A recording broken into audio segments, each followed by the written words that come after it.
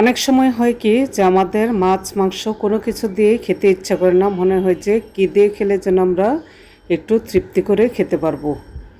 Hello viewers, আসসালামু আলাইকুম। আজ আমি আপনাদের সাথে এমন একটা রেসিপি শেয়ার করতে যাচ্ছি যে রেসিপিটা দিয়ে আপনারা অনায়াসে 1 প্লেট ভাত তৃপ্তি করে খেতে পারবেন।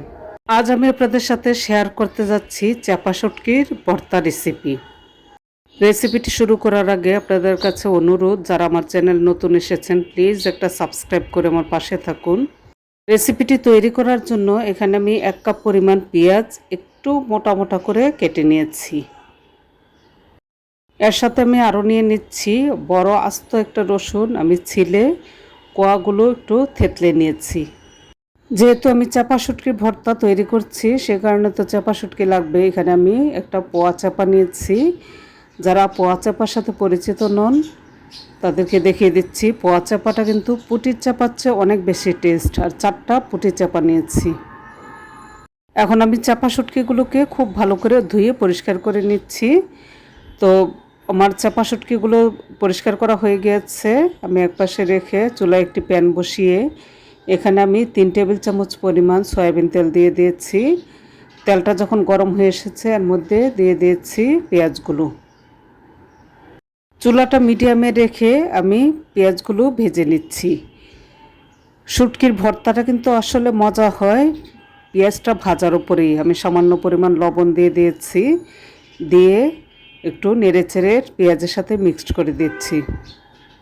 পেঁয়াজটা ভাজার শুরুতেই যদি লবণটা দিয়ে দেওয়া হয় তাহলে পেঁয়াজটা খুব তাড়াতাড়ি নরম হয়ে যায় আর তাড়াতাড়ি ভাজাও হয়ে যায়। পেঁয়াজটা ভালো করে নেড়েচেড়ে সব দিক দিয়ে সমান করে ভেজে নিতে হবে। আমি এখানে পোয়া চাপা এবং পুঁটি চাপা দিয়ে করছি। আপনারা চাইলে কিন্তু যে কোনো এক প্রকারের চাপা শুটকি দিয়েই করতে পারেন, তবে আমার কাছে পোয়া চাপাটা অনেক বেশি ভালো লাগে, এটা টেস্ট অনেক বেশি। তো আমার পেঁয়াজগুলো যখন 50% ভাজা হয়ে গিয়েছে এখন আমি এর মধ্যে রসুনগুলো দিয়ে আবারও নেড়েচেড়ে ভেজে নিচ্ছি। রসুনটা আমি পরে দিয়েছি কারণ রসুনটা প্রথম দিকে দিলে বেশি ভাজা হয়ে গেলে রসুনটা নরম হয়ে যাবে, আর রসুনটা আস্ত থাকলে কিন্তু এটা খেতে বেশি ভালো লাগে। চুলার আঁচটা মিডিয়ামে রেখে পেঁয়াজ এবং রসুনটা হালকা ব্রাউন কালার হওয়া পর্যন্ত ভেজে নিতে হবে। খুব বেশি ভাজা হয়ে গেলেও কিন্তু ভালো লাগবে না।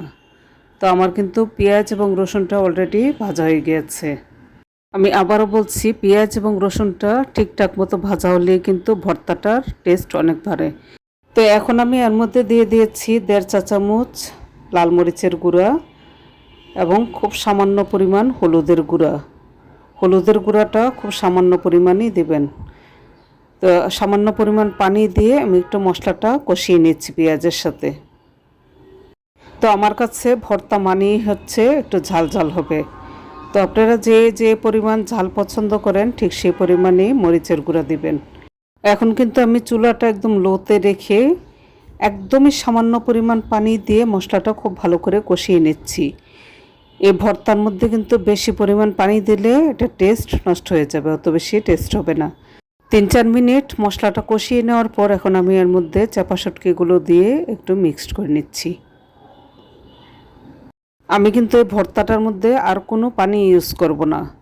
তো এখন একটু ঢেকে দিচ্ছি শুটকিগুলো সেদ্ধ হওয়ার জন্য। আবারও কিছুক্ষণ পরে খুলে নেড়ে চেড়ে দিচ্ছি।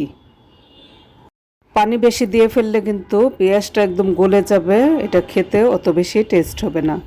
আমি আরও কিছুক্ষণের জন্য আবারও ঢাকনা দিয়ে ঢেকে দিচ্ছি।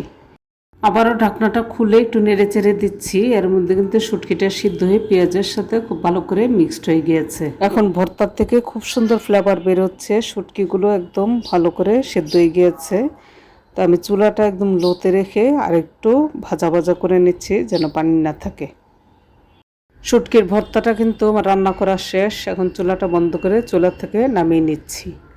তো ভিউয়ার্স, কখনো যদি আপনাদের কোনো কিছু দিয়ে ভাত খেতে ইচ্ছে না করে ঝটপট এই ভর্তাটা তৈরি করে ভাত খেতে পারেন, দেখবেন আপনাদের কাছে কত ভালো লাগছে আর খুবই তৃপ্তি করে খেতে পারবেন।